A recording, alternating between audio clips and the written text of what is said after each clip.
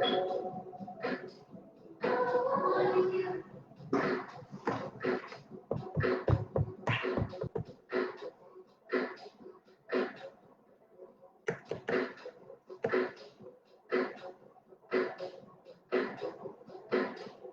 right, baby, turn your thing on.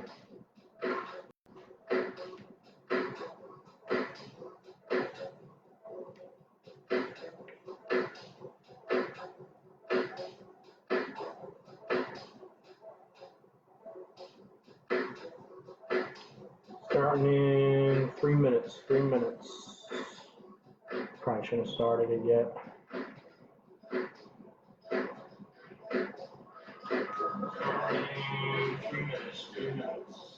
Okay, the video. Oh, that's your 3 minutes.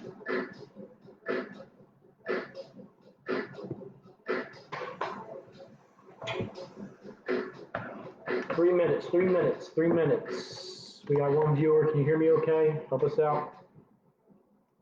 Help us out, help us out. Look at you. Yeah, I see it. Give the head a little. It's backwards though. You viewers, we're starting in 2 minutes. 2 minutes about, 2 minutes. I'll be in back like a rock. That's fly, that one right there. Yeah. No. Might be. What We're on camera. Come on, it's gonna be on camera, bro. You are disgusting. Listen, the one up there is backwards, but No, it's not. Don't touch it. Please don't touch it. How was I gonna There's touch 2 it? minutes. I don't 2 know. minutes. I don't know what this is. We're gonna exit that again. Starting in 2 minutes. Starting in 2 minutes. 2 minutes. 2 minutes. Tell everybody to join. I did talk about it. I'll talk to you. Try anything. Ain't she beautiful? Thank you.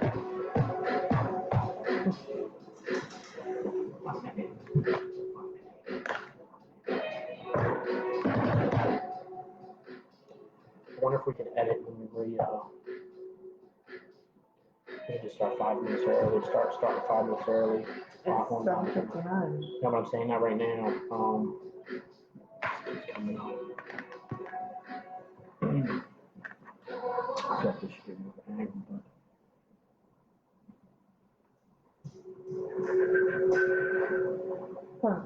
1 minute, 1 minute, 1 minute. Start 1 minute, 8 o'clock. It says 6 viewers there, but it's Cool. 6 viewers. It's because it's different. This Oh, is it's different. mine. That's This right. is This is yours. yours. That's just a felon. This is mine. Alright. Until it starts, 8 o'clock, 8 o'clock. We say 8, we mean 8. No sooner, no later. 8 o'clock. No sooner, no later. Thank you for tuning in early. We got a like up there. All right, all right, all right, all right. Thank you guys for tuning in. My name is Justin. I'm Sunflower. And this is Just a Felon. All right, this is the podcast for felons, by felons, about felons, anybody related to felons, anything felonish. We're not glorifying being a felon. We have to clarify that. This is a positive message behind this, but we're not hiding either. We're felons. You want us to check the box, the felon box, the box at work that says, Nathaniel, the box that says you're a felon. Well, here we are, we're felons, but we're doing positive shit in the world. We're trying to help people, better ourselves, better the people around us, better our communities, dig ourselves up. You know what I mean? So, yeah. Anything to add on that? All right. No, I mean, honestly, it just comes down to, you know, when you get out of prison and, you know, you have to do things like get a job and people look at you as just a felon, and we're trying to show you that you can be just a felon and you can succeed. You can do things that everybody else can do, and you can even do better. So there's a positive message. We got merchandise, justafelon.com. Tune in to we got a YouTube channel coming up, so tune in. You know, keep supporting, keep telling people about it. We have a big message. and we need a big audience to distribute that message the best. What we're going to touch on today, I know I went to part of my story, then we went to the mental health. I was moving a little fast. I want to get down to us both, how we grew up and our upbringing led to the thinking and the thought processes that led us to our criminal behavior that led us to become felons, and why there, at least for me, was a repetitive going in and out of prison. Right. Even when I wasn't trying to do anything wrong, I just kept ending back up in prison, and I didn't realize that I had to change my thought process before I can change me as a person. It's not as simple as just don't do this, do that, don't do this. It's not that simple. You got to change the thought processes behind these behaviors. Yeah. So we're going to touch on that today, and that's it. Yo, feel free to type your comments, ask questions. We'll answer them as we get them, or as we're able to. Like I say, keep supporting, keep telling your friends and family. Check us out at justafelon.com. Get your merchandise. There's a positive message behind it. Make sure you explain that to people. You know what I mean? Yeah. So I know I've had experiences, right, in childhood, bullying, and I had a rough childhood, I'd say, and I didn't realize that until I grew up, that it was rough. I thought it was normal. Everybody goes through this stuff, right? And a lot of people have gone through similar things that I've went through. But I just recently, in the past few years, started relating that to why I ended up in prison. So I guess my question to you is, how do you think your upbringing or, your childhood, your adolescence led to any type of distorted thinking patterns that led you to criminal behavior, that led you to becoming a felon possibly, or Yeah. So in my family, they were very emotionally unavailable. I don't think anybody in my family said I love you until my mom had died, and very rarely, and I was 20 when my mom died. So there was sexual abuse in the household growing up. So I learned at a very young age, that love was toxic, and love wasn't affectionate. And so I craved affection very early on. And I latched on to the first man that gave me attention, because that's what I was seeking. I was lacking love. I was lacking attention. So you're saying that man wasn't suitable for your attention? Right. So like I kept, and it got worse with each man that I found, So looking for love in the wrong places. Exactly. Looking for love in the wrong places and leading me down a wrong path, not recognizing red flags, no self-care, and not recognizing, what's best for me or my child. And that's what ended up, me in the situation I am in. So with me, household, I'm one of 7 children, 2 parents. They were together pretty much until my father died. I would say it was abusive, at least I don't like to speak bad about but it is what it is. There was abuse in my house from father's side, and that's just how it was raised. You know what I mean? He dealt with mental health issues, and he projected that on us. So sometimes it's this, sometimes it's that, 2 extremes, and that was rough growing up. You know what I mean? And I think this is hard to speak on, but I think my mother might blame herself for how I ended up because of that aspect of my life. But she did the best she could as an abused woman, raising 7 children, wanting to leave, but not because it's what's best for the family, she thinks. That's a strong woman. You know what I mean? That's a strong woman. And let me take a second to say this. Any women that are dealing with a situation like that, you got to try to get out as soon as possible. Don't stay in an abusive relationship. You know what I mean? So besides that, a major thing in my childhood that I believe led to certain, thought processes, led me to thinking violence was okay for years, and, living in that type of reality, was being bullied. I come from the suburbs, middle class, Conshohocken, West Conshohocken. Went to Catholic school up until 5th grade, and then we went to public school, Upper Marion. This is in King of Prussia Mall. These people got money, we don't. So we look like peasants. We don't got new clothes. My clothes are hand-me-downs from my brother from the year before, that he got his hand-me-downs from the kid up the street a year before that. We didn't have shorts. You get jeans, and you cut the jeans. You cut the jeans into shorts because we couldn't afford shorts. My family did what they could. We were taking care. We always had food. But when it came to the extra unneeded things that kids will pick on you for, nice clothes. We didn't have that. You know what I mean? Like I said, it's not to say my parents didn't take care of it. We were always fed. We always had, food, shelter, all that, and clothes. But so you get picked on for that. You're a kid with jeans that are cut. They're all high up. You look like a female, and I'm soft and I can't fight. So I got in a lot of fights. My first fight, which I think was very unique, very unique in my lifetime, was when my first fight in school, and this is when somebody said a racial remark to one of my friends, and I hit him. And when I hit him, everybody put me up on their shoulders. The first time I got accepted, and then I was just like, all right, violence is the answer to me being accepted. And Yes, that's a form of conditioning. You learned, positive, you got a positive reaction to violence. And that becomes ingrained in you. And that's how you know how to get attention. That's how you know how to get love. That's how you know how to get support. Because if somebody in your circle has a problem, they come to you, you handle the problem, right? yeah, And that's how it's been for years. That's where the loyalty comes in. That's how it's been for and years. that's where the support comes in. But then where are most of those people when you have to go to do a bid for 4 to 5 years? Misplaced loyalty is definitely a story of my life, man. A lot of my cases were for family, unnecessary, because I was the first one everybody called because I was the one willing to move. Excuse me, but that brings me back to school where fighting was the only way I was accepted. I'm getting picked on by kids. I'm bringing lunch to school. We don't have money for a bag lunch for lunch in the cafeteria most of the time. So kids are picking on you for that because who has lunch boxes and all that, and it's a lot of stuff. So that's stressful as a kid, and we got to pay attention to that because this shapes the minds of tomorrow. These kids are going to grow up and they're going to become men. And what type of mindset do we want them in? So there's ways that I think of to how to combat this bullying because like I said, it led to me for years thinking, all right, violence is it. I thought I was cool, and it got to a point where I just at the drop of a dime was ready to hurt anybody on any level. You know what I mean? Start carrying guns at a young age, a fairly young age. Suburbs. I was 14, 15. I had friends that started carrying guns at 9 years old. Inner city and all that. So, uh, you know, Yeah. When you learn that behavior at a very young age, I mean, that sticks with you and it's hard to unlearn behavior. It takes a lot of training and mental endurance and strength to get out of that, especially when you've been institutionalized, because, when you get institutionalized, sometimes violence is the answer at times. necessary. It's necessary. We don't want to say the answer.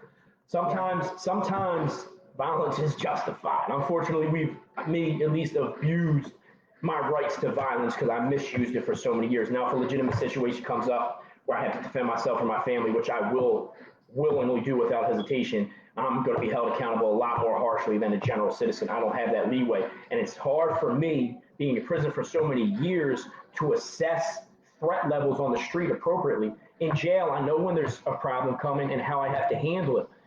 Not always in the prettiest way. On the street, it's different. It's harder.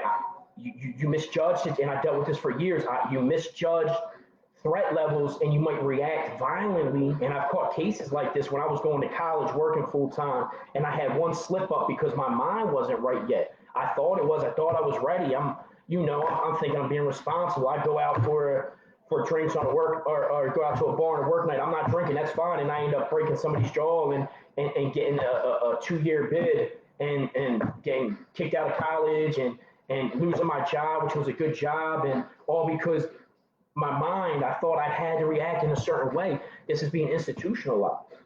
Have you had any experiences like that? Like you're just like you realize like, damn, I don't know why I did that. You trace it back to being like, damn, it's because I was in jail. I have a few cases like that. Yeah, I mean, I only did a year, so it's different for me. I mean, that's what people say a lot. You only did a year.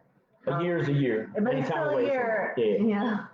But yeah, it's hard because you don't ever if you've never been locked up before, you don't foresee what being a year out of touch with the world is really like. So when you're thrown into it, I mean, man, it's tough. And then adjusting back into the world, you hit the ground running, because when you're in jail, they don't make you, but You take medication. What else is there to do? You want to sleep every day away, so you do that. So when you get out, you stop taking medication, you start dealing with life, and it's fast, and it's And it messes with you. I'm still dizzy from stop taking my meds from it a state that I messes. knew I didn't make, that I knew I didn't need, but they just want you Yeah, and they medicated up there. feed you up there with meds. They They, feed you with meds. any person, it's over Right? medicated. They want people like zombies because that way, what Yeah. kind of threat are you? How about giving us skills to prepare us better? That's what we're doing. We're trying to build a foundation here so we can teach felons coming out of prison how to be successful. I got friends that own businesses that have multiple cars, multiple houses, multiple that were all with me in the same prison that I have been speaking with recently. And God willing, we'll have a few on the show very soon to tell their story and to tell how we interacted in prison ourselves, because these are people I was actually locked up with, and they're all doing good and they're all positive. But if you look back on their history, these are some individuals that have extremely violent histories. However, today, who they are as men, growing and going through that adversity, are some of the most trustworthy, honorable people, genuine people you will ever meet, that will help you out just out of the kindness of their heart. And this is people that I'm telling you, like if you read some of the articles and da da da da, and if you read our, I have a crazy, semi crazy, article out there about one of my cases, but judge me for who I am today, not for the mistakes I made yesterday, because what we go through, and even sometimes when that involves us overstepping ourselves and crossing people's boundaries, it makes us grow as people. And now what we're trying to do is give back because we hurt so much because of how we were raised and where we came from, nature versus nurture, that's what we're trying to do.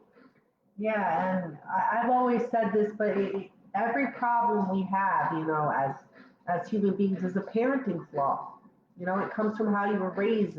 It comes from how you were taught how to love, how to be loved.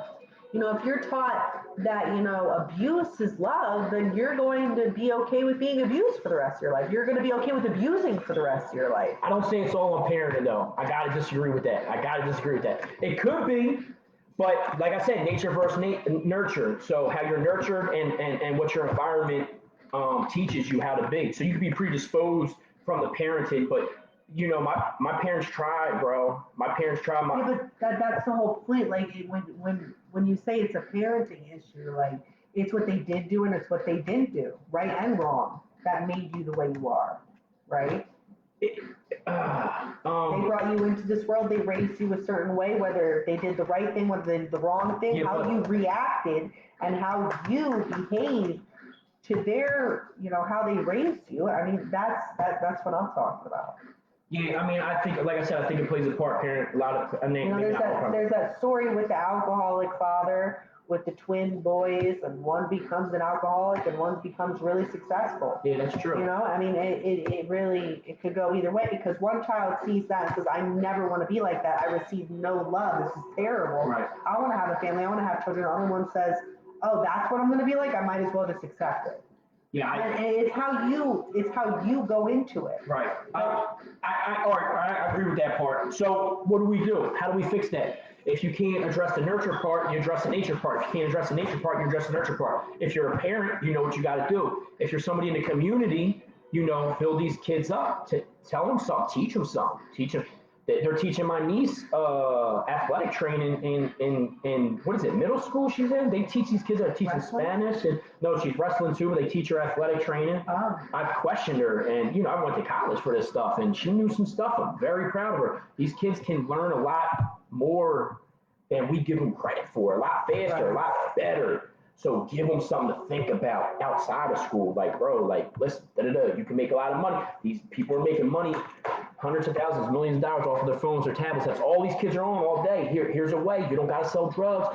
You don't got to do this to be cool. Carrying guns ain't necessary. So Carly Martinez said, "What about if you had to raise yourself?" So what do we think about that? What? How would I raise myself like someone like me? Yeah. Man, see, obviously we have a unique perspective on ourselves, Yeah. right? So nobody would have known how to raise me properly. I was a tough kid, emotionally disturbed. My mood switched up a lot. I was Yeah. diagnosed with borderline personality disorder. I Me believe too. she was as well, and this was a Bipolar big reason. disorder. Bipolar. whole host of PTSD things. because Yeah, of these issues. had emotional outbursts, very angry at times because I was picked on as a hurt kid and I wouldn't open up and say anything. And when people did start trying to give me attention, my dad and talking to me and all that, and my mom, I tried to push away. Well, my dad I would deal with because that's how I was conditioned. But And, Carly, I understand what you're saying. She said, "What about if you had to raise yourself?" And I know Carly's situation and okay. what led her to prison. And I'm not going to speak on it, Carly, if you want to speak on it. But that what I was saying to him, uh, you had to raise yourself, and that is a parenting issue. Your parents weren't there. I mean, we know, your mom situation, your dad, they were absent, and so that meant you had to raise yourself, you to take care of yourself, and that got you into the situation you're in today. And if you want to speak on that, you can. I'm not going to speak for you, but Carly and I are from a drug program, and when you get into that, it's a cycle. It's a cycle. It really is.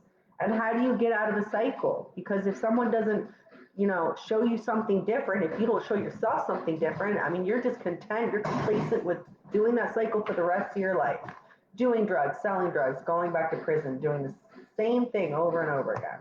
And that's what we're here to do is to change that. Change the narrative. We're looking Change at the root of the problem, right? Like how can we change this? Well, let's look at what started it and start there and work our way up, right? And we're telling you now, right? I don't have anything. I have pretty much nothing. Not technically nothing. There's always blessing. I have family. I have support. But myself, right now, I have nothing. You know what I mean? We're basically starting off with nothing. You a little further than me, but I'm going to get there. And like I posted earlier on my Facebook, I'm going to do it so I can show them they can do it. So people can be in prison like, well, C's did it. They call me C's in there. Justin did it. The Sunflower did it. Damn, like they blew up. Like a lot of people mention Wallow 267. Man, I love what he does. I love what he does. Amanda Smith said, "It's crazy. This is the topic because in high school in Genesis, I watched you get punched. And your hand was broken and you hit the floor and it pissed me off. But seeing that set a mindset for me that probably ended up saving my life 15 years later." All right, so you got to tell me because I don't remember that. Did I punch someone or somebody punched me? If they punched me in Genesis, at that time I was fighting. So I think, oh, hi, Thank Sam. you. So she said it's a star. Thank you. Thank you. I don't remember that incident. I've had a lot of fights and violence in my past, but at that time I was a fighter by that time. So I'm sure that but maybe not. I was soft when I was younger. Thank you. Hey Taylor. Thank you. Thank you. So getting back, how would I raise myself? I never answered that. I tend to go in circles a lot. I apologize.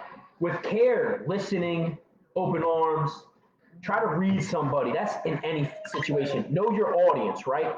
So know your audience. Know who you're speaking of. You're speaking to someone. You're giving them advice.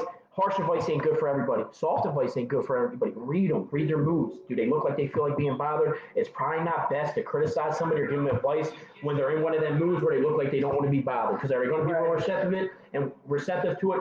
And why are you giving it? Is it sincere advice you're giving them? So in that case, you would want them to be as receptive as possible to it.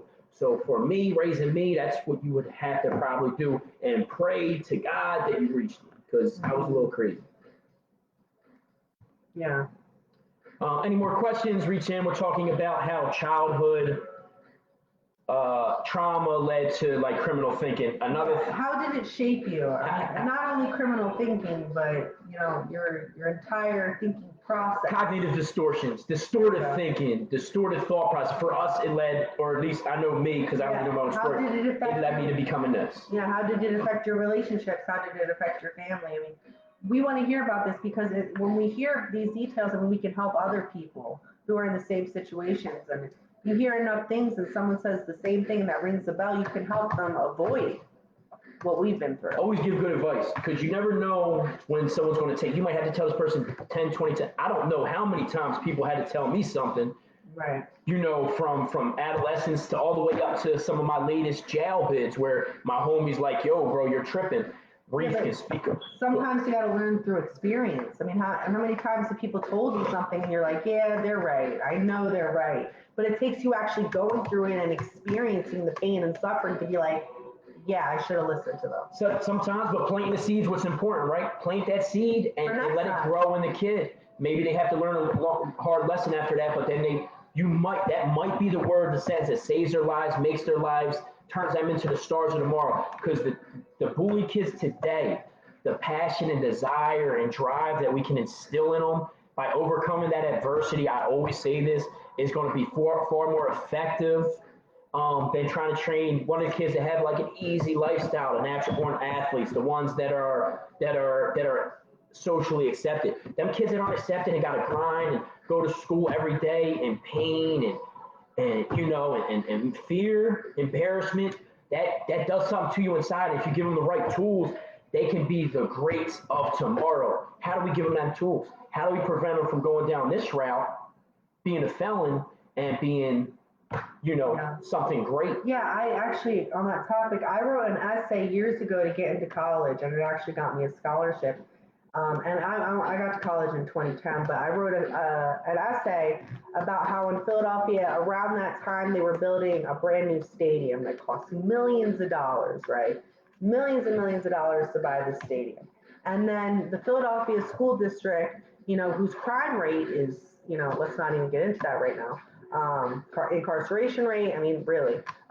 But, you know, they can't even afford books. They can't even afford calculators. They can't even afford uh, batteries for the calculators, in Philadelphia, mainly in Philadelphia school district.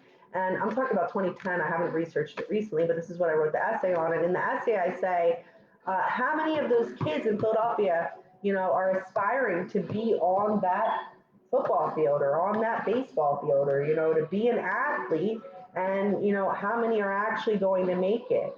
Buy them some books, give them the funding to, make them successful. They're just saying that the only way out of the hood is in the league or Yeah. in prison, and it's a sad reality that kids feel this way because I was locked up with these, but I'm not from, like I said, I'm from the Yeah. suburbs. I've been through the hoods. I've Yeah. visited my home, but I'm not from there. They have a different Yeah. narrative, different reality. And it's twisted that Philadelphia will spend millions of dollars to build a brand new stadium because that's where the money's at. But our children in Philadelphia are not where the money is at. They don't need the books. They don't need that because we have no hope in them. Philadelphia, the people who run Philadelphia school district have no hope for the children because the graduation rate is way below. It's sad, really. And if we want to help those kids and raise that and keep them from being juvenile delinquents and going to prison and becoming, Give them resources to better themselves. you need to give them the resources. to better You themselves. can't build a stadium in the hood and be like, hey, you work hard enough and you could be there when literally Let it benefit the hood. Let it benefit one the out of neighborhood. If it does, it does. thousands will make it on that field? Hundreds of thousands? Like, who knows? I don't know the The statistics. point is, our children of today, that's our future. The children are our future. These kids today, how are we going to mold them for better? Do we care how we leave this world, or Right. if we make it better or worse? What do Right. we do day to day to either better the world or make it worse? Right, and I'm 32, he's 37. Imagine how many times you've grown up and you've heard older people say, oh man, this generation, this new generation, let's make the next generation better. Let's be the generation that says this generation is going to do This it. generation. Not, oh, this generation. Like let's do something about it instead of complaining and being like, oh, they don't know what they're talking about. Let's educate them so they do know what they're talking about, right? I think it comes down to educating people definitely. Uh, Overcoming stereotypes and discrimination and all that, whether it's from being a felon, whether it's the color of skin, the creed, your religion, whatever, and start caring about people. Not that it's necessarily on topic, but as far as care, the world's messed up when half of the world is dying from starvation and the other half is dying of obesity. So simple fixes like that means half of the world needs to stop eating as much and start donating that extra food to people that actually need it instead of gorging themselves. It's simple stuff like this, extending courtesies, not necessarily just specifically that, but there's major areas. Like there's minor changes we can make Yes. to make major differences in the world, and that's one of them. Yes. Start donating food. We always say, oh, we don't have food, we're hungry. No, we don't know true hunger. No. We don't know true hunger. I went 5, 7+ days without food, 3 days without water, intentionally in prison, hunger strike, water strike, and that wasn't even bad. Right. So, and there's people that live with that reality. Well, Carly brought up something that we were talking about earlier. She said, I feel like having just been released and living a sober life, I'm just starting to learn how to be an adult. I mean, that's what we're talking about. We want to help you learn how to be an adult. We want to help you because we're learning too. Listen, Carly, every day I'll say damn near my favorite saying is, man, I'm from prison. I don't know how to do this. Turn the heat up, turn the heat off. I don't know how to do anything. Yeah. I don't know how to make a doctor's appointment. I don't know how to do nothing. I have an organization that helps me, JRS, for people with certain mental health diagnoses. And I have Emily that does a lot as far as like just the little things like micromanaging my life because I can't do that. I'm used to people doing it for me because I've been in prison for years and people don't look at the residual effects of this. That shit's rough. I'm still learning. I study hours a day on a computer just trying to learn this so I can get this message out there and hopefully be in a position to console and help people in other ways as well that are struggling like this. Yeah. This is a grind. It's a grind. You got to grind, Carly. That's all. Learn what you got to learn. There's plenty of legitimate ways to make money out here.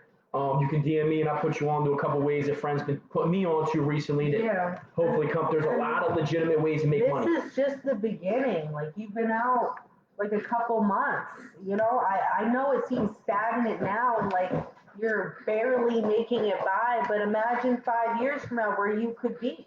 Hey, Mama, imagine 2 years from now. I mean, just think of the future and all the steps it takes to get to where you want to be, right? And dream big.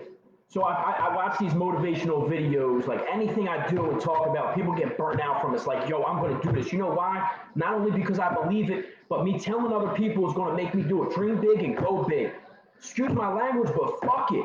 We've been down for too long. We've been in prison. We've been held back. We're behind the ball. It's not time to party. It's not time to sleep. It's time to make moves and do what you want to do. Because if you don't do it now, there's no promise for tomorrow. What you want to do, what you know you want to be, wake up every morning and strive to be that. Study. Keep a notebook with you. Keep index cards. I keep these with me all day. I got a million of these, bro, a million. And sometimes my thoughts are scattered, but at least I got them on paper. I can go back all day. All day I got this. I'm writing, I'm thinking, I'm zoning out. People are, what's wrong with you? Nothing's wrong with me. Just like I post on my Facebook, I'm trying to think of how to build these empires. And at the same time, I can help people. I can reach people. I'm down. Sign me up. Sign me up. This is what I've been wanting to do my whole life. I thought it was going to be through personal training, helping people with that. And I still want to do things on fitness with the youth. But damn, this is my call and this is what I feel. So I'm going to put everything into it. I'm going to do what I need to do, go out there in the cold and do the little bullshit work I got to do for it now because it's the only way to put money in my pocket. But I'm going to grind every fucking day, learn this, putting this message out here, trying to help people and making my dreams come true. So let's answer some of these questions. Samantha said, what do you think could have made the difference in your childhood? Did you answer that? Yeah. Wait, what was the question? What do you think could have made the difference in your childhood? For me, love, affection, being taught how to love, learning how to be loved correctly, not toxicity, and healthy relationships. Healthy interpersonal relationships. With me, I honestly think I probably had to go through what I went through to become anywhere near the man I believe I am today. So I don't mind it. But if a kid was in my situation now, just starting off and didn't have that, and is trying to avoid, it's hard. You need something. See, my angle is fitness. I love fitness and health.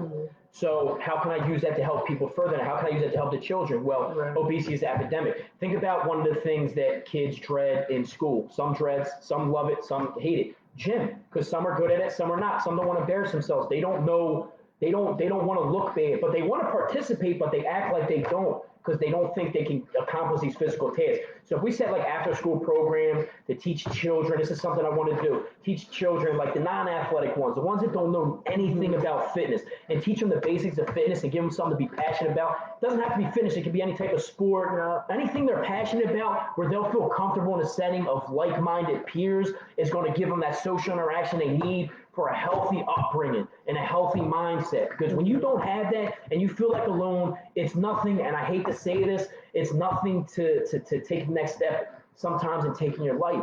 So it starts from here. Give these kids something that allows them to interact socially, something that you can teach them to be good at. You can teach almost any task to any kid, and they will be good at it if they have passion behind it.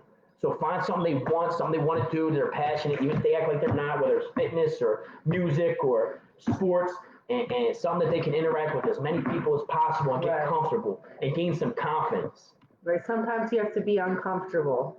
You have to put yourself in uncomfortable situations to learn and grow and to eventually have the goal of being comfortable and happy. Because when you're uncomfortable, you have no chance to be complacent because you're uncomfortable. I mean, sometimes you need that. Yeah, complacency is like the killer of dreams. You never want to be complacent. You don't want to be complacent. Always think you can do. I had this conversation with multiple people earlier, as I normally do, and we're speaking about doing too much at once and taking on too much, and I do get that. Yeah. But at the same time, I don't want to get complacent. You can always do more. You can always do better. So I go to sleep thinking, what could I do tomorrow to be more productive than I was today? I don't have no stop button right now. I'm mad at myself when I sit down or lay down too much. My girl wants attention. She wants me to lay with her, and I'm like, no, I got to get up and go, even if I got sometimes 3, 5 hours sleep. Because if it's at a certain time, I'm not sleeping pace, I got to get up and grind. I haven't earned that yet. You have to earn that right to sleep in. Yeah. You have to earn that right to be able to chill back on the couch and be like, you know what? I don't have no responsibilities today. Even when you don't have no work or you don't have any kids, but even when you don't have to pick up the kids, you got to go. If your dreams are still out there, go. I read something on a motivational like podcast, whatever app the other day, and it was like, when I leave this earth, I don't want there to be nothing left of my potential in me, nothing left of effort, nothing more that I could say that I could have done. Yeah, and they say, you literally most humans use like 3% of their brain power. I mean, imagine if you harness more than that. Imagine what you could do. Imagine what you could change, lives you could change, right? And that's an analogy in general. Just change one aspect of your life and see how much changes. Like for me, one aspect would be quitting cigarettes, working out. See how much that healthily motivates my life. That would be nice. So listen, this is my advice in this, and we're just going to let it out there. This is my baby, I support her regardless. So if you're going to do something, and I fall short in this too, so my own ears are closer to my mouth. What that means is anything I speak, I hear first before I say it to you. So my advice to you is the advice to myself first. If you're going to do something, fuck trying, just do it. You're stronger than you think. You're stronger than you think, no matter what it is. But make sure it's for the right causes. Don't stop because I tell you stop smoking. Stop because you want to, or for the reasons you said, which are important. Just stop it. Stop thinking you need that just last one or that last. I've quit some hard shit in my life, and I went through some shit to quit that hard shit in my life. So I get it. But no more excuses. Are you going to get it or are you not? Do you want it or you don't want it? That's on you. Not her, not just me. Anybody, whatever you're trying to do. And like I said, my own ears are closer to my own mouth. So this advice is to myself first and foremost. Well, Khalil said, when you're uncomfortable, that means you are learning something new. You are getting out of your comfort zone. And Samantha said, it takes 40 days to break a bad habit, even longer to create good ones. So once you learn that bad habit after 40 days, I've heard that a lot. It could take twice as long to create a new one, to unlearn that and create a new one. I mean, that's crazy. So let's stop that from the beginning, So Khalil, that's my homie Lil from upstate. We was together up there for a few years. But he said that Yeah, it's a mental thing. If you really want to stop, you're gonna stop. He stopped it one day. He's a victim vapor. I stopped smoking cigarettes upstate. I was actually praying, whatever, and I felt most. I said, you know what? When I'm done cigarettes. I gave the cigarettes to my friend, and lighter, and that's it. I'm done. You can have all this. My celly. I mean, I gave when I had cellies, gave him all of that. I stopped. I'm done. But like I said, there's stuff that I struggle to stop, bad habits. But when you recognize a bad habit, stop it at all costs because you don't know what it's going to cost you. Yeah. Money, health, friends. You don't know how it's affecting other people, whatever it is, and so do it. Do it. We make so many excuses for us. I've done it for years. I'm just starting to to to implement these things myself, and I'm just trying to tell you guys as I go along. But just do it. Stop making excuses for being complacent, for just sitting back, for not doing nothing. Yeah. Do it. Whatever you want to do, do it. What is your excuse? Oh, I don't got time, but you're sitting on the couch. You're sitting on the couch doing nothing. I don't got time. Oh, it's a weekend. Let's just relax. All right. Well, if you're cool with going 9 to 5 and making someone else money and struggling and working paycheck to paycheck, oh, that's fine. We need workers. We always need laborers because the community can't. And I don't take nobody that from anybody for working. As long as it's legitimate, you're not oppressing anybody. You're doing anything. I don't take that from anyone. But make sure you're happy where you're at. Make sure you're happy to wake up every morning. Make sure you're not just existing because there's more out there. There's more out there. I talked to a friend earlier, like I said, someone I was upstate with, and it was about he felt like he was getting complacent, and he's successful right now. He's successful. He's one of the squad that is successful, and that I'm extremely proud of. And I love talking to him because I want to be like him. And he said he kind of needed that drive, that little fire to get it back because he felt like he lost it. Dangerous. Complacency is dangerous. No matter how successful you are, keeping a success and becoming more successful, creating generational wealth, and making an impact on a community at the same time is beautiful. Do you know how many alcoholics I met upstate that became complacent?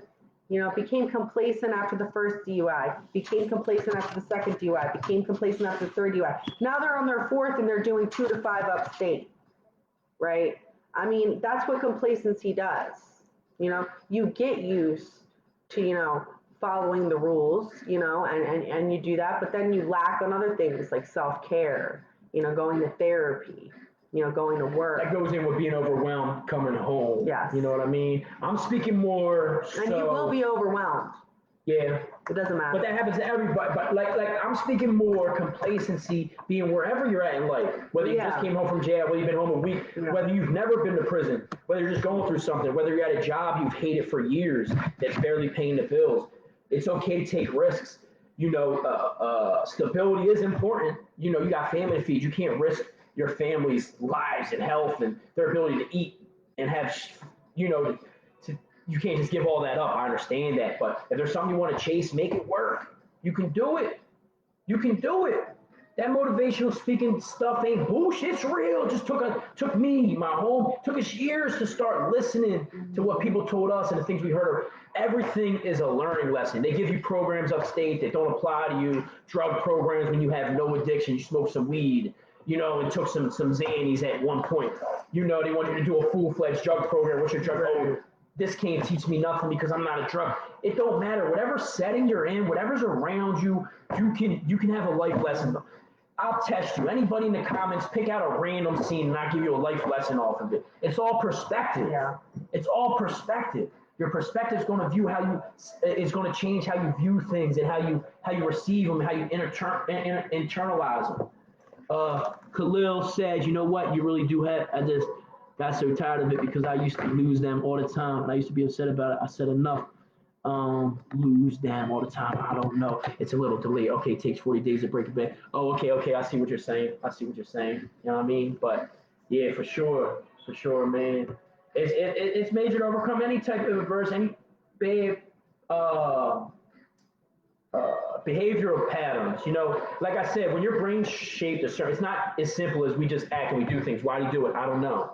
Well, it goes back to core beliefs, what you believe as a person. If I'm this tough guy and I'm in the streets and I'm carrying a gun and anybody tries me, I'm gonna blow their head off. And I'm not glorifying this. This is just the mindsets we used to be in. Then your thinking's going to come along with that. Somebody might bump you, not even knowing they bumped you because they just had a bad day or they're on the phone, and you're thinking this person's trying you. because it goes back to your core beliefs. You're thinking everybody's out against you. You think you always got to defend yourself. Right. And it doesn't have to be on the level of that severity, but minor levels as well. Your preconceived notions about certain situations or your perceived scenarios that may not even be occurring as you view them. Right. To put certain thoughts in your head, and whatever, however you think is how you're going to react in feelings. And then based off of them feelings, if they're intense enough or whatever, you react in whatever way you react to, and it's hard to overcome strong emotion. And like I said, how do you change that? It's not the end action, that's the ending. You got to change the thought patterns and processes that led to that. And this can even go for just complacency. Change the thought patterns that make you complacent. Mm-hmm.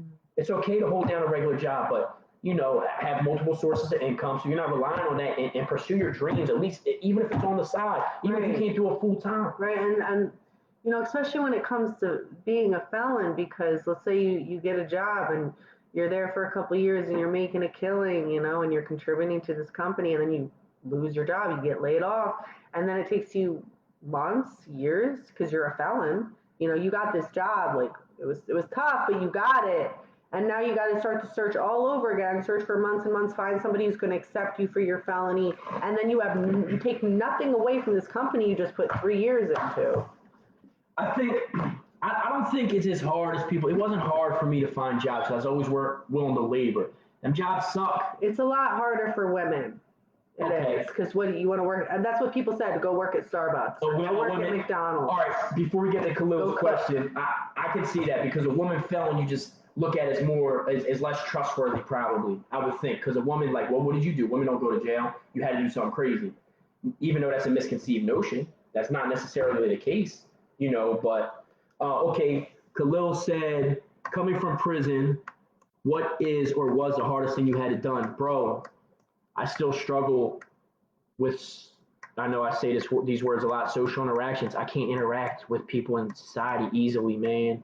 It's hard going to counters. My girl wants me to go into the store to grab something quick, and I'm like, I can't. I'm going with you. It's hard for me, because I'm not used to it. For years upstate, you interact with dudes that are killers and have these violent, with no problem, with no anxiety. And I don't say that to boost. I'm just saying, like, you very easily and freely associate with these people.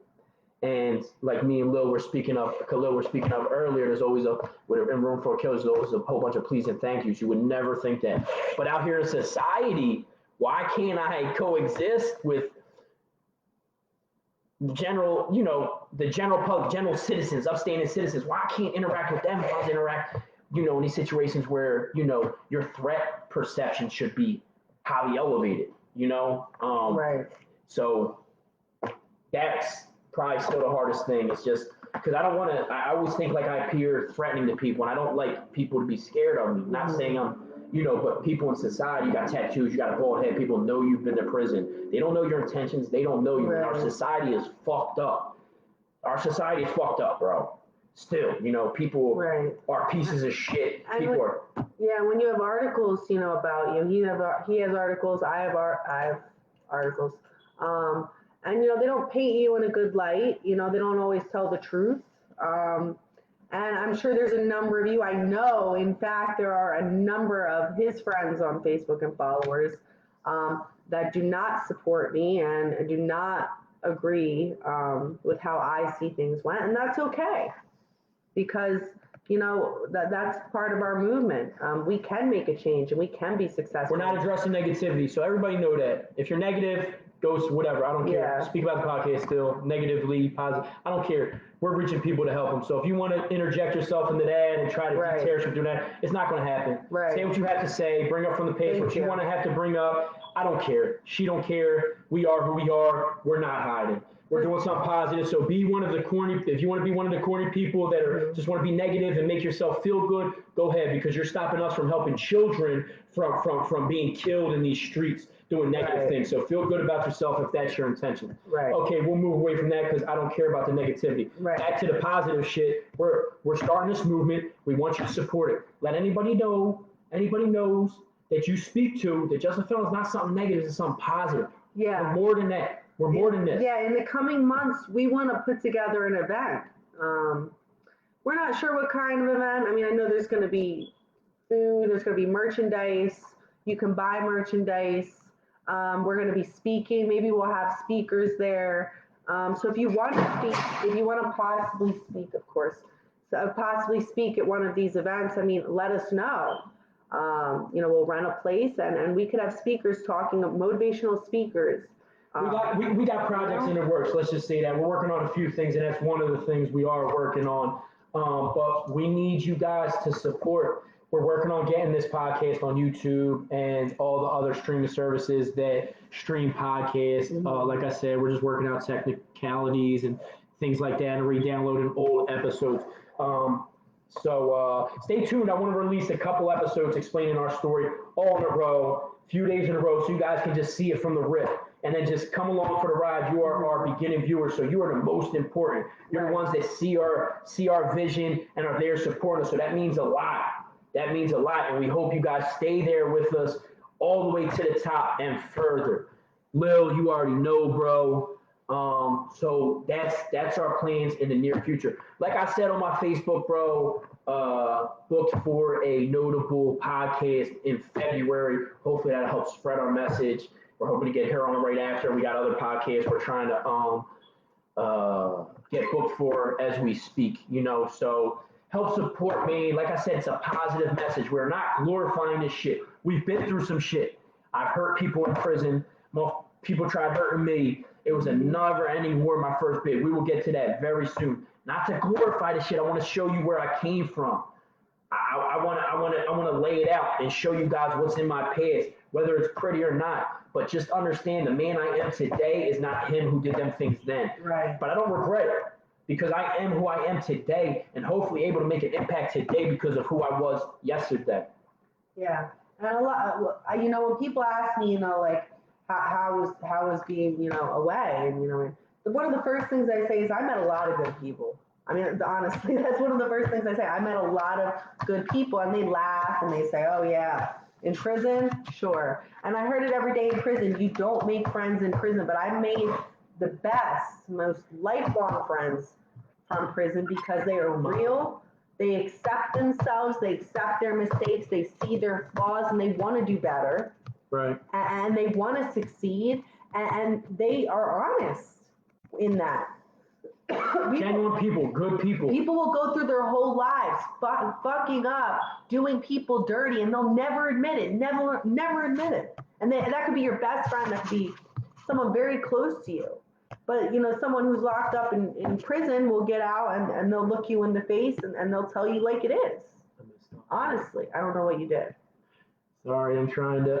What's it? See, you yell at me for touching stuff. Video. No, stop touching. Stop touching, bro. All right, there we go. So I was trying to reply to comments and it got messed up. That's fine. I want to see your comments though. Yeah, I don't know. Let's go. It's fine. So yeah, guys, like I said, come support. We will. All right, Lil, thank you, bro, for supporting, man. Spread the word. We're gonna get you on the podcast soon. Lil has a story to tell, and he's agreed to be on our podcast and tell it, and hopefully work with us in the future because he has great insight on prison. Like I said, this is somebody, won't speak too much into him because that's his job. We'll let him do that. But there's someone that's was in my close circle, and someone I did time with. I walked the yard upstate. He knew me when I was a lot wilder. So and he has a crazy story and good heart. He's a good dude. So look forward to that, man. That's something that everybody we're bringing on is going to have some type of perspective to tell you guys just their angle and their experience in prison and their adjustments. We're going to talk about all topics in the near future. Just keep logging in. If you can't catch it at 8 o'clock on Mondays, we are staying consistent with that. We're keeping that as our time, until further notice. But catch it later on. Share it to your page. Share it over and over. Please help us do good. It costs nothing to just share it to your page. You want to share all the stupid videos? That's cool. We can laugh, but let's share something that's gonna start meaningful. Something meaningful. Change. This is meaningful. It takes 2 seconds to share. And like I said, we're not talking anything negative. We've lived through negative. We've lived through negative experiences, but we're using it to better ourselves. And there's lessons learned from jail. There's things to learn from prison. You just got to do it yourself. And we're trying to learn that the quickest and most effective way to do that, so that we can teach other people coming from these from these prisons, Yeah. and show them how they can do it too. Yeah, and we're learning as we go too, you know? Every day we're learning, and that should always be the case. You should always be learning. Always have a paper, like I said, always have a notepad with you, the student of That knowledge. comes down to the complacency we were talking to, because when you stop learning, that's when you're complacent. Oh, You should always want to learn. You should Okay. always want to do better and succeed. Vaughn said he had a question.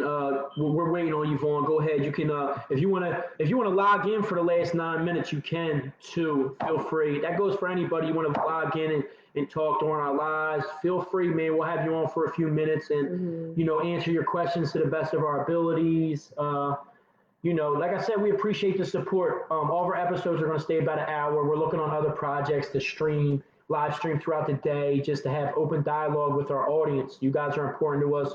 We want to know what you want to hear, what you like that we already said, what we can do better, any suggestions. We're not perfect. Like, we want to make this something that's beneficial to you, give you some type of insight or knowledge that you didn't have before.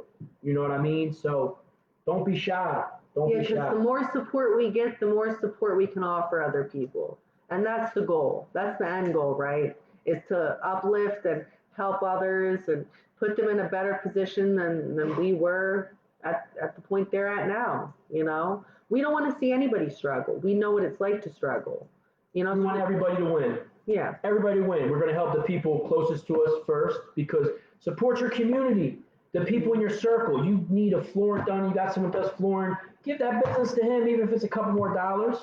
Um, Oh, he said, I asked you all live in the past, present, or okay. future. Oh, yeah, I did see that. Learn from your past, live in the present, plan for the future. So you have to recognize the past. You can't just breeze by it. So I guess I live in all just that. I don't know how to say it. I live in the present. The past motivates me. Yeah, there The we past go. motivates me. There are things that happened in my past that were pivotal to make me the person I am today and to put things in motion. Now, do I live in the past? No, but I recognize the past. I see the past. I'm not regretful. I have no hate in my heart, no animosity. I accept it, because if not, I would have never met him. I would never be in the position I am today. You know, going through the trials and tribulations, right? The friends I've met, the experiences I've been through. Um, it's a lot. So the present, I live in the present. I focus on day to day. That's what you learn in recovery. You take it day at a time, right? But like you said, you plan for the future. Everything I do in the present is to plan for the future, to set my future up. I might kind of live in the future recently, thinking about the question. Oh, my mind's in the Because future. I'm always thinking about the future, and I'm like, I can feel it. I can taste the success. Right, but I think it's healthy to sometimes have your head in the clouds, to dream, right? We're dreaming. We're working towards it. It's one thing to dream and be complacent and just expect it to come to you, which I expected for years. I literally just expected. I mean, would you rather have your head in the clouds or your head buried under the dirt? I mean, honestly. Yeah, that's true. That's a good analogy. But for years, I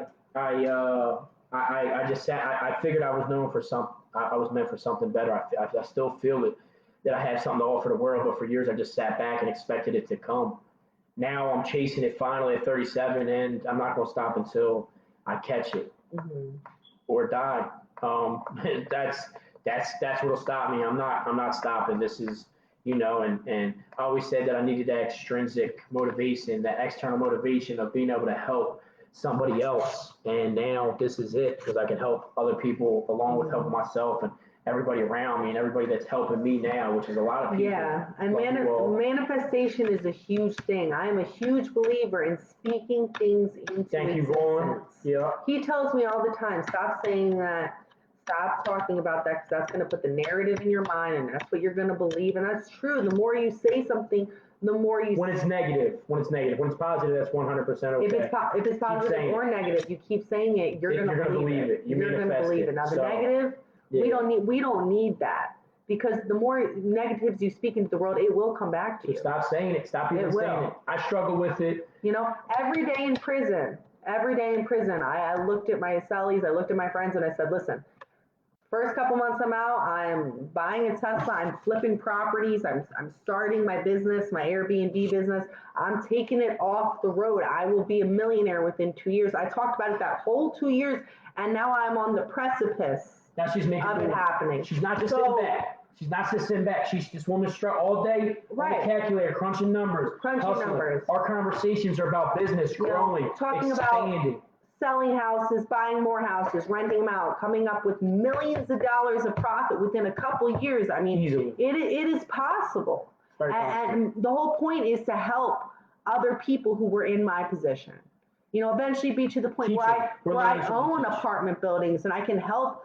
I can give felons outside of getting out of prison a job and give them an apartment and say, hey, no rent for 3 months. So help us do that. Your support helps a lot. That's where we want to be eventually. Support helps a lot. Support helps a lot. Support helps a lot. This woman's making moves to, and it's inspiring being next to a woman like this. And I tell her all the time, like, damn, like I just big her up. Like you can do this. I believe in you. Like you're a strong woman. You're beautiful, of course. All that, but you are beautiful. She's a beautiful, strong, intelligent woman, and I know she's going to be. Yeah, great. And somebody said you should call it just felon properties. I mean, I don't know if we're going to go that far. But, yeah, but we'll see. Once we got our name good, then we might add that because once people stop fearing this, and that's our intention, get them to stop fearing that. I mean, but that is the point. I want people to see my success. And maybe they don't know about my success, and they're like, "Well, what do you have? You're just a felon." Oh, I'm just a felon. Well, I own, a multi-million business. Multi-million-dollar business. So tell me again, I'm just a felon. This is what just a felon. That's their point. Do. Help us send a message. Did you hear about that boy and that girl? Even if you don't remember their names, just a felon. They're trying. We're changing the narrative. I literally got. One prison of mine, Mahanoy, I've recently came in contact with probably literally like damn near 10 people I was locked up with there upstate, and they're all doing good and they're all doing positive. And I was determined it's time to cut off the negativity. Anybody that's still in the streets or whatever, I'm cool. I respect what you feel like you need to do, but I need to take a different path. But all of these people are in good positions, and they're grinding legitimately, and they've realized that our old habits were not. Conducive with success. Right. We have 2 minutes left, and Amanda said, when you get complacent, it's so dangerous. That's when you have to challenge yourself more. Be more on top of yourself and stand your ground and not let the complacency win. And yes, that is what we've been speaking on. Because it will win if you are complacent for so long. Let's end with going back to what we were talking about. The childhood bullying was my angle of what I dealt with. Hers was, I guess, more issues at home with love and seeking relationships in the wrong people. I guess that goes back down to her situation, like telling your kids they're valued, that they're loved, teaching what a good man's supposed to do, or woman or girl. I hate to bring this up, but I heard I was fat my whole life. I still hear you need to lose weight. So, positive reinforcement. When that's told you at a very young age and you see it, said to your mother until the day she dies, that affects you greatly. I mean, it started my eating disorder. So we'll touch on that later because we only got a minute, so we have to wrap up. But listen, so the takeaway from this, speak to your kids, pay attention, give them something to boost their confidence. Talk to them. They don't have to be ashamed if you're getting bullied, but tell them they can do something about it. It doesn't have to be a physical response. Change yourself, better yourself, gain some confidence, get into some type of setting that allows you to socialize with like-minded peers, and this is going to keep you mentally stable. So that's the takeaway from this episode. We dealt as kids, and we turned into felons. I turned into a felon because of it. Staying says how beautiful she is. Thank you. One last thought, what I like to tell my son, when I had him and on the phone, I do it now, I tell him you are kind, you are smart, you are beautiful, you are capable, you are strong, you're powerful. Teach them and encourage them. You manifest and you tell them the good values of them. Because so many times throughout their childhood, they're going to hear you're stupid, or why can't you do this, or look at your shoes. Listen, think them up. It's 9 o'clock. Thank you, everybody. Thank you. Please share so we can spread these views. We will be moving to YouTube very soon. Buy our merch, justafelon.com. Thank you so much for your support and for tuning in. We love you guys. Next Monday, 8 p.m. And stay tuned because we're going to be streaming throughout the day. and stopping random people and answering their viewpoints on felons and our criminal justice system. We're going to see how that goes. Maybe we get stuff thrown at us. Maybe they respond good. We're excited to find out. We're just learning the logistics. Thank you. We love you guys. Love Support. y'all. That's a felon. That's a felon. Bye. That was a good The one. end is the summary, though. Don't start going back into the story. Sorry. The end is the summary. I forgot. I got it. I told you it should be longer. I did tell you it should be longer. No hours per. Hold their attention. 7 viewers. I know what's going on. We got so many more viewers in the beginning, and we got like no viewers on Just a Felon. Am I still live? I'm still live, I think. The live video just started again. All right.